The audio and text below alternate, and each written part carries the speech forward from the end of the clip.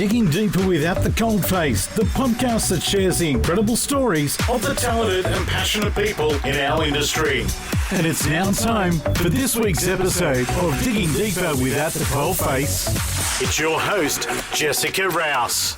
We're thrilled to be recording live from the bustling floors of the International Mining and Resources Conference 2025 at ICC Sydney. We're here at their exclusive podcast zone known as OnAir IMARC. Jodie Currie is the director of the Bowen Basin and Hunter Mining Clubs and good friend of At the Coalface. She's our next guest. Jodie, how are you? I'm really well. Thanks for having me, Jess. My pleasure. How good is this conference? It's great. We've obviously first day a couple of hours in. So I've already had a panel, which was fabulous, and then we've just had a quick walk on the floor, and I'm looking forward to the rest of the afternoon. And Bowen Basin Mining Club celebrating a huge milestone this year. 15 years you've been around. Yeah, it's crazy. I don't think... I didn't think when we first started it that, we would be where we are now. Yeah. It would have grown to where we are. We started as, let's just do a few events and see how it goes in Mackay. And then obviously it developed and we started the Queensland Mining Awards, and then I've got a consulting firm as well, so Strategic Mining Communications, and then obviously Hunter as well. So it's crazy. I'm not a planner. So for me, I'm an organic growth person, but when I look back, it's certainly pretty amazing where we've come from. Yeah, and you would have seen so much over the 15 years, the ups, the downs, and everything in between. We have. So we've been through some lows, and we had a fairly large downturn, early sort of 2011, 13, 14. Then we've had, I would say, 10 to 11 really good years, particularly in the basin, in the Bowen Basin, and obviously coal in general. Yeah. The last couple of years, obviously, we've had royalty changes, which has affected the industry significantly, and now we're dealing with some lower coal prices. So add that with higher labour costs, higher supply costs. It's certainly that sort of really... It's a triangle of things at the moment that are causing pressure on the industry. Yeah. I feel like having the network of the Bowen Basin Mining Club through those ups and those downs would have been such a nice thing for mining companies, for employees to have that regular catch-up and that help when they needed it, to connect to the right people. Yeah, look, I actually sent out a speaker request this week to one of the CEOs, and I said I understand that there's cost pressures on the moment, and I understand that we're looking at productivity, but the community and the mining companies, like the producer suppliers, they need to know that you're here for the long term, and they need more visibility, not less, during a downturn. And they certainly agreed, so they're booked in to speak next year, which is good. That's awesome. What's the feeling like? You're obviously based in Queensland. What's the feeling like at the moment with everything that's going on in the industry? Look, I wouldn't say there's panic. I would certainly say there is... there's certainly discontent, from the producer side of things in terms of government, royalties, but also there's challenges federally and statewide with approvals. We need to work on streamlining, and then that flows down, of course, to the contractors. So if you look at your major contractors, they're being asked to, how do you save us money? Let's be, how do we save time? How do we get our strip ratio better? How do we get our truck movements more quicker? We've got to get more product out to try and make those profits. So, and then that flows down everywhere. There's certainly less requests for tenders out at the moment for some of the smaller businesses, which is challenging. But we've been there before. I think because, though, we've had such a long, good period, people have forgotten to save for the bad times, and I think that's going to, unfortunately, bring some businesses unstuck, but that's when we see more innovation and more collaboration. Yeah. It feels quite... I've struggled to find the right word to describe it down here in New South Wales. Unsure, I guess. I mean, we've seen in Queensland, BMA have let off quite a few people. There's uncertainty in the Bowen Basin and other companies. It is quite unsure. I think, if you look at the politics across the world as well, we've gone through this stage of decarbonisation. We've put in these significant targets. Now we're looking at it and we're going, oh, hang on a minute.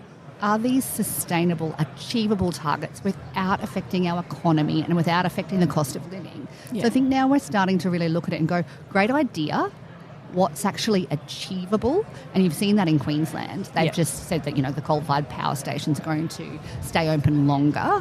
So we're really starting, I think, to look at viability of some of these targets and then let's work through the fundamentals. So, we put these amazing targets out there. They're great. Everyone says, whoa, let's decarbonise. But we haven't thought about the steps. Yes. So I think that's a big challenge. We've got amazing technology and innovation out there that are all wanting to go into a producer and say, I can help here, let's do this. But we've just got to get the tech right. Yes. Huge investment cost as well with decarbonisation. So if we can get the fundamentals right, we'll get there.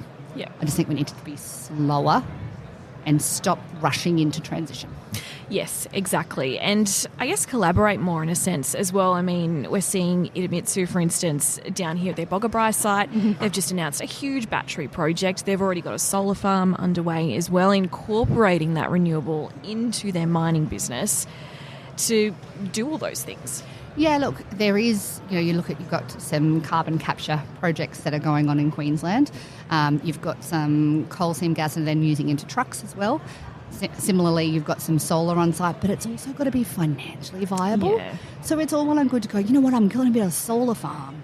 But when you actually look at the price to connect the transmission, it sometimes far outweighs the investment. So I think that goes back to let's be sustainable, let's be economical, let's think through it clearly and not rush. Yeah, I mean, there's so much we can do. I was out at Mandalong Mine a couple of weeks ago, and their power station they have there is awesome. And when they create too much power, they're putting it out to the grid for the local community, which is awesome. I mean, there are so many ways that we can help each other keep those power bills down, still have the baseload power, just everyone work together. I know, I feel like we've rushed, we've gone, critical minerals are going to save us, or hydrogen's going to save us. Exactly. Let's go back to the drawing board and go, all right, where are our coal-fired power stations? Where's our gas? Yeah. We're very good at exporting everything. Let's now look at bringing it back into our country. We can use it too. Yeah, that'd be nice.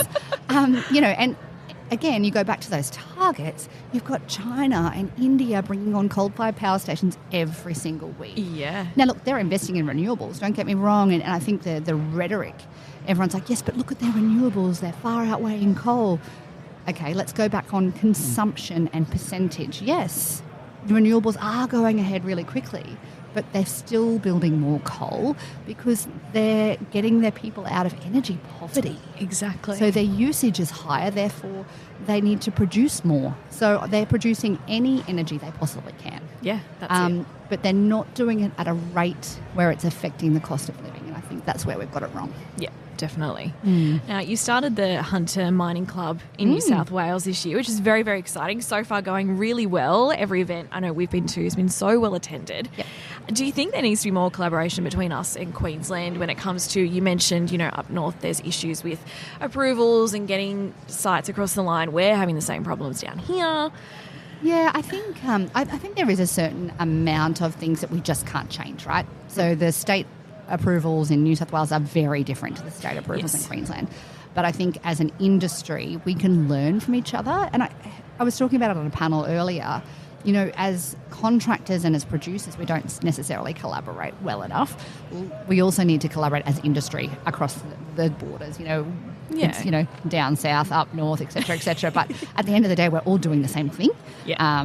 If we could collaborate a lot better, it would certainly be for the benefit of the industry. Yeah, exactly. And I want to touch on community as well. Obviously, they're the ones who are impacted as well as all of these big companies and all the rest of it with cost of living and whatnot. What's the community vibe like up north? Look, again, I think that we've been through it before. Yeah. So we're like, let's ride it out. We're still going to have our jobs. We are in a skills shortage as well. So if we take that into consideration, there's not going to be as many people out of work as there possibly has been previously. Yeah. You used to fly into Mackay 10 years ago and, there's 20 jet skis parked up for sale and boats and all of that disposable income that they didn't have anymore. I don't think we're going to go through that as a sort of era or a period, but they're still concerned, right? Because when the miners aren't making money, they're not going to be able to invest in their communities as much. So things like, BMACQ Rescue, that's a huge investment that not only supports the miners, it actually supports the communities of which the miners live in. They go out everywhere from, Dysart to Hamilton Island to Carmichael, out way out in the Galilee Basin. So, that it's the local soccer teams, that rely on the money for their jerseys or the canteen upgrade or the pool upgrade. So without a doubt, the community will start seeing, unfortunately, some of that money come away from their communities. I think we just need to, again, do it sustainably so that we're not forgetting basically where our workers are. Yeah. They're the ones that are there day in, day out operating. We need to support our communities. Yeah, exactly. What do you think the future of coal looks like? I'm a pure black-hearted coal. I love coal. So for me, I think the future is bright. I think it comes back to a sustainable, well-thought-out transition for Australia. But when you think about the tonnage that we produce, it's mostly for export. Yeah. So I think there's a strong demand for metallurgical and thermal coal globally for decades to come. It will still play a role in our energy mix as an international commodity. Without a doubt, we will be seeing an increase in renewables, in hydrogen, in nuclear, which is a whole other subject that I'm very passionate about. And I think we should have nuclear in Australia for the record. But, again, as the populations get larger, as our industries get larger, we need more power. Yeah. Simple as that. So I think there is a great role to play. I think we are slowly clawing back some of the rhetoric where we lost the debate for a long time. Yep. Things like Coalface, people being on interviews. You've got Coal Australia now with QRC as well. Huge sort of industry groups that are willing and able to shout from the rooftops. We used to be just, shh, say nothing. It will all blow away. Don't tell them I work in mining. But we can't do that anymore. Yeah. And even the big companies can't do that anymore. Yeah. They used to sort of go, say nothing, it'll all blow over. Yeah. Opposite. Social media has taken that all away. Exactly. Anything will blow up, so we have to respond and be on the front foot. Yeah. So I think advocacy, not being afraid at a barbecue to say who you work for, what you do. Exactly. I'm super proud of what I do. Yeah. My kids talk about what I do. That's the next generation coming through. So I think being proud, being loud, understanding that there's a role here. Yeah. It might look slightly different depending on the country that you live in, but we've got a good long future. Yeah. Do you think we are getting less scared to talk about it? I mean, you've been around this for... Yeah. Absolutely, yeah. And I think it's all social issues as well. People are starting to find their voices in all different types of platforms, and whether right or wrong, and everyone is allowed to have an opinion. That's right. That's life. We live in a country where you're allowed to have an opinion. Just because you don't agree with it doesn't mean you're not allowed to have it. I think where we're going wrong is we're fighting people's opinions, but really at the end of the day, if it doesn't affect you and it doesn't offend you, well, then you just go, thank you so much for your opinion, move on. Yeah, exactly. Thanks for saying that. Goodbye. On that note, Jodie, thank you so much for joining us. Thank you so much for having me, Jess.